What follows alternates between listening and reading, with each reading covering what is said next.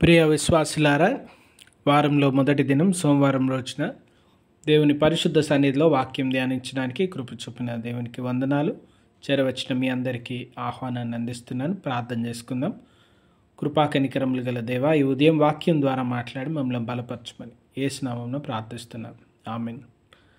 ప్రియమైన వారలారా, నేటి ఉదయకాలము గలతీ సంఘానికి పౌలు గారు తెలియజేస్తున్న మరొక ప్రాముఖ్యమైనటువంటి అంశం ఆత్మఫలము, ఫ్రూట్ ఆఫ్ ద స్పిరిట్.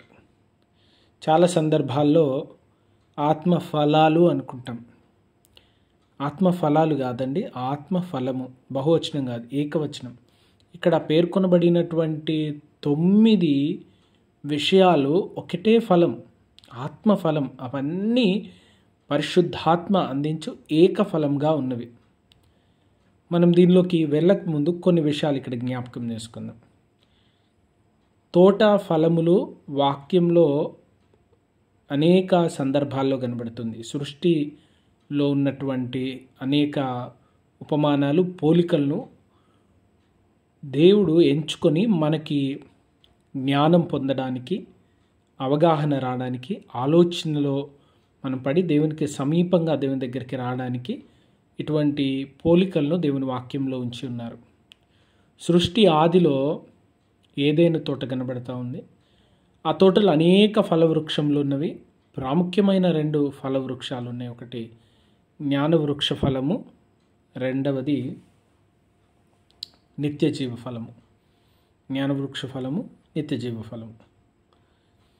నరులు ఏదెంచుకుంటారని దేవుడు చూసినారు. నరులు మేలైనది గాక ఉప్పొంగిపోయేది, గర్వంతో నిండిన దాన్ని నరులు ఎంచుకున్నారు.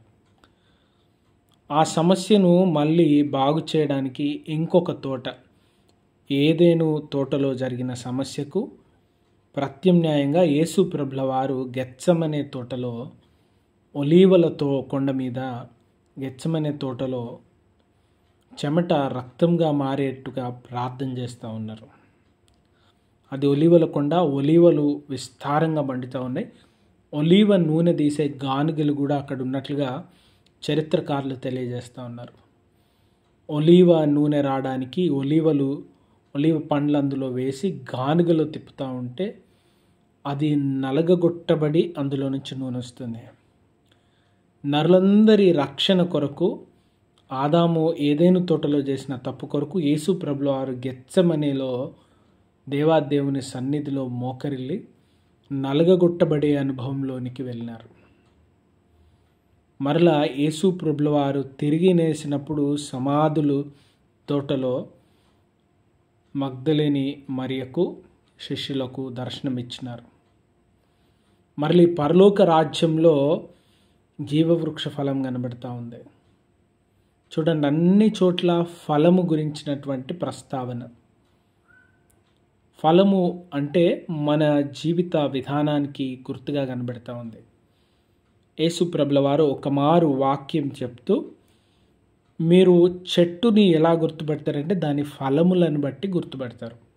మంచి చెట్టు మంచి ఫలములు ఇచ్చును, కాని చెట్టు కాని ఫలములు ఇచ్చును. పరిశుద్ధాత్మ ద్వారా నడిపించబడాలి, ఆత్మానుసారంగా జీవించాలి. ఆత్మలో జీవించితే ఆత్మఫలము మీలో కనబడుతుంది. మీరు ఆత్మలో జీవించినప్పుడు మీలో అటువంటి ఫలం ఉండదు. ఆత్మలో జీవించాలి అంటే మనం ఏ రీతిగా ఉండాలి అని ఆలోచన చేస్తూ ఉన్నాం. ఈ దినాన పాపాన్ని జయించడానికి మన శక్తి సరిపోదనే విషయాన్ని మనం గ్రహించాలి. డిఎల్ మూడీ గారు, గొప్ప దైవజనులు, అమెరికాలో వారు ఒక ఉజ్జీవ సభలో వాక్యం ప్రకటిస్తూ ఒక ఖాళీ గ్లాస్ తీసుకుని ఆ గ్లాసుని సభలో ఉన్న వారి వైపు చూపిస్తూ వారితో అన్నారంట, ఈ గ్లాసు, ఖాళీ గ్లాసులో ఉన్న గాలిని నేను ఎలా బయటకు తీయాలి అన్నారు. అనేకులు రకరకాల పోలికలు చెప్పారు. అవి ఒక పైప్ వేసి తీయండి, ఇంకోలా తీయండి. అట్లా ఎట్లా తీసినా అందులో కనీసం ఖాళీ అన్న ఉంటుంది కదా, ఎంతో కొంత గాలి ఉండనే ఉంటుంది. పూర్తిగా గాలిని ఎట్లా తీస్తాం? ఒకవేళ గ్లాసు ఓపెన్ నుంచి గాలి తీస్తే మరలా నిండుతూనే ఉంటుంది.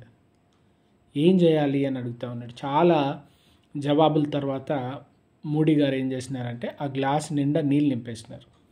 ఎప్పుడైతే గ్లాస్ నిండుగా నీళ్ళు ఉన్నాయో ఇంకా అందులో వెలితి లేదు, ఇంకా అందులో గాలి ఉండడానికి ఆస్కారం లేదు. పరిశుద్ధాత్మ మన హృదయాల్లో మన జీవితాల్లో నింపబడినప్పుడు ఇంకా గాలి ఉండదు, ఇంకా కొరత ఉండదు, ఈ లోకం ఉండదు.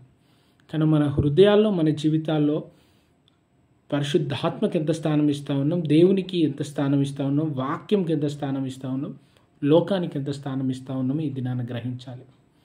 ఈ దినాన ఫలములు లేని జీవితాలు, ఫలములు లేని కుటుంబాలు, ఫలములు లేని సంఘాలుగా మిగిలిపోతూ ఉన్నాం. వృద్ధి లేని జీవితం, ఆత్మీయత లేని జీవితం, మనసాక్షి గద్దించని జీవితం, భయం లేని జీవితం, నీతి మార్గంలో కాక దుష్ట మార్గంలో నడిచే జీవితం, వీటన్నిటికీ కారణం దేవుని సన్నిధిని, ఆత్మను, వాక్యాన్ని, ప్రసన్నతను నింపుకొనకుండా లోకాన్ని నింపుకుంటున్నాం, లోకపు గర్వాన్ని నింపుకుంటున్నాం, లోకపు మోసాన్ని నింపుకుంటున్నాం, లోకంలోని పాపాన్ని నింపుకుంటా ఉన్నాం. ప్రియమైన వారలారా, ఆదాము నుండి నరులందరికీ దేవుడు అవకాశం ఇస్తూ ఉన్నాడు మేలైనది ఎంచుకొనడానికి, మంచి ఫలములు ఫలించడానికి. బాప్తిస్మం ఇచ్చి యోహాను చెప్తున్నట్లు, ఇదిగో గొడ్డలి చెట్టు వేరన నాటబడే ఉన్నది, మారు మనసునకు తగిన ఫలములు ఫలించని ప్రతి చెట్టు నరకబడును. మారు మనసుకు తగిన ఫలము ఫలించేటువంటి అనుభవం కృప దేవాదేవుడు మనకు కలగజేయను గాక. ప్రార్థించుకుందాం. కనికరం గల ప్రభా, ఈ ఉదయం వాక్యం ద్వారా మాట్లాడినందుకు మీకే లెక్కలేని స్తుతి స్తోత్రములు చెల్లిస్తూ మమ్మల్ని బలపరచండి, మా అవసరతలు అక్కర్లను తీర్చండి. ఈ వారమంతా మీ సహాయం, మీ కృప, మీ నడిపింపు దయచేయమని మా ప్రభు రక్షకుడైన యేసు నామమున అడిగి వేడుకుంటున్నాం స్వామి. Amen. God bless you all.